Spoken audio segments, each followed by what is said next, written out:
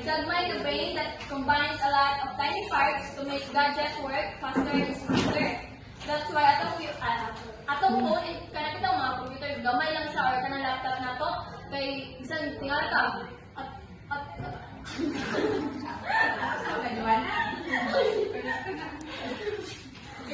Ang cellphone na tingal ka, gamay kayo pero kanang ano kayo kanang power.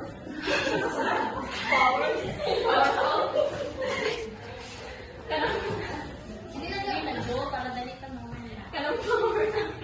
Yung power na lang. Yung power. Go Joanna. So let's see 1960s. Ulit na. Alright, this is naman. Library of Congress developed by LC Mart Machine Readable Code. So LC Mart, everyone helps libraries out. Ang kaling LC Mart, guys, kay kanapitang sa library, hapon kanina sa mga librarian. Naman, ilalan ng i-search ang kanang title or author sa libro sa ilang computer, then go sa ang books na ilangan sa nagpapita. So next, we have 1969. So Unix back 1969, Unix operating system was developed which could handle multitasking. So Unix back then is very amazing. Since it can multitask, it was revolutionary for its time. Imagine having a computer that can listen to music while browsing the web or editing a document and take note. Dili siya advance sa unang kaya maka-amaze kayo. Joanna ba? Next, we have Good student kasi Joanna ba? 1971. Intel introduced the first microprocessor chip. Na, dinagod sa kalatok. So the Intel microprocessor ay commercial ka ng small brain sa computer na ginabutang siya sa mga gagmay na ginabutang siya sa chip, tapos ang kanang chip ginabutang pod sa cellphone. That's why ato ang mana na nasa itong mga smartphone karon. Yes. Chip. Ano po na sa mga Ay, ikaw naman. ang mga kapitdahan eh. 1972. Ay. Optical laser disc was developed by Philips and NCA. So, laser disc is an early form of optical disc. Dako ni siya guys, nakatutang, kabantay man ng mga old na, kanapitang sa mga movies sa una, back in 90s, in 80s, kanapitang magsayaw sila, tapos magpunta sila pag-box, music box din. Ito, dagkukay dito nga DVD tape. Kung ginamit na Saya na lang sila. Ngayon sila music. Music ba ito? Interaction. Maya na siya. So, NCA and Philips agreed on standard Vidilix encoding format. So, NCA and or Music Corporation of America and Philips is a well-known Dutch electronics company. Nag-reconcile na sila so that this could be played on any devices. Dili lang sa piling sa for example, sa isang device na laptop, dili lang siya sa laptop lang siya pwede ma-play ang music. Dili, dapat nagano sila nag-reconcile ang NCA and Philips para mabutang po sa cellphone, any gadgets, pwede maka-play all music. Last namin sa year, guys. So, pagka 1975, kaya siya, tingnan ako, basta ako yung say, parang masakit. Ako siya, hindi siya nakalapit ang mga, pwede na nato, mga tao kay, kanina after microcomputer, usa na siya ka-computer nga, ang mga tao nga makapanitin, anak ay parato na siya anak kapalikod. Then, pagka 1977, Radio Shack introduced the first personal computer. So, ang Radio Shack is ang Radio Shack is na-release siya drama time. And, muna siya, kanang di personal use na po siya sa mga tao, like personal computer na po siya. Then, pagka 1984, Apple Macintosh computer was introduced. So, pagka 1984 daw, kay ang kanyang Apple, hindi yung Apple na sa cellphone. Basta usan siya ka-popular na computer na naana siya yung mga mouse, katulad ang ready to use na siya kung naana na siya yung mouse. Pagka 1984 siya na-discover. Then pagka mid-1980s, muli sana ang itawag natin na AI or Artificial Intelligence was separated from information science. Like, na-separate na sila sa information science na natay, natawag natin na AI o na naman tayo from information science. Then next is we have 1987.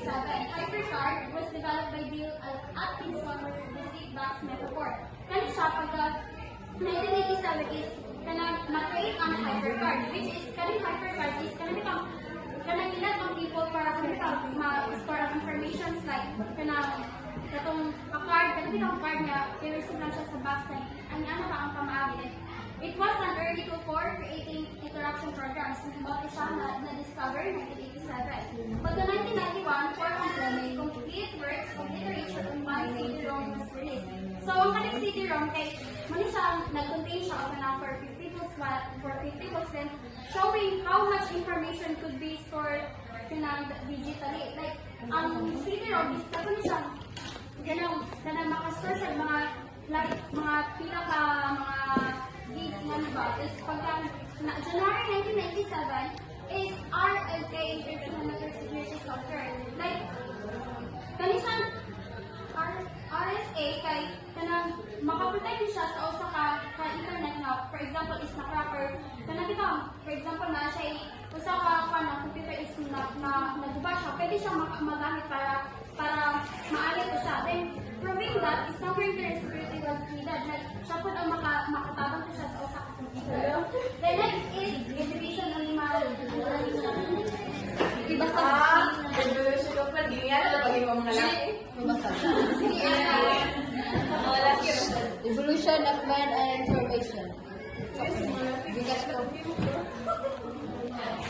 As human evolved, the ways we handle and share information also changed. Over time, information grew faster than people could manage. By the 1960s and 1970s, the amount of information became difficult to organize. In the 1980s, this overwhelming growth led Richard Wurman to describe the problem as information anxiety. By the 1990s, information became a valuable currency in business, with professionals dedicated to managing it. Today, information has become a mass-produced commodity, so abundant that people often feel overloaded by it. Although authors differ in their views on how the information age has evolved, they all agree that information plays a crucial role in improving our lives. What's certain is that the information age will keep advancing in ways beyond what we can currently imagine. So during the 1960s and 1970s, the information started to grow, like the information and also the demand.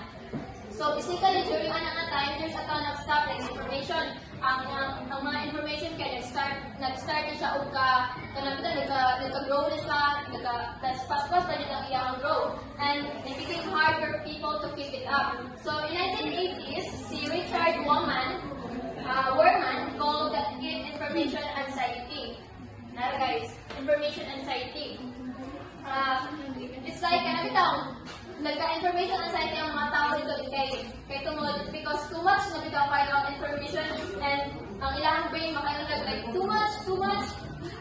Tapos, hindi na sila kabalo, magsugod yung design, kunamon. Kaya kay, the information became super valuable naman. So, dala po ang mga companies, nag-start up sila mga business. So, that